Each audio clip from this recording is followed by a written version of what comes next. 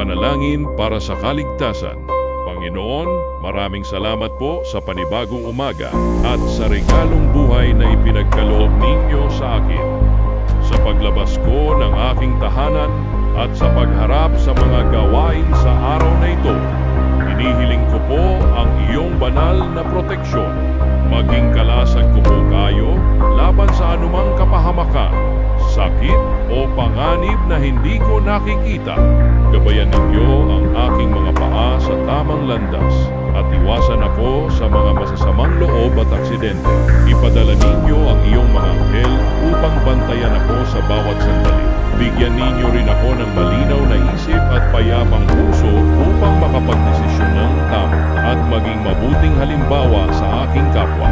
Ipinagkakatiwala ko po sa inyo ang aking buhay, ang aking pamilya, at ang lahat ng aking mga mahal sa buhay.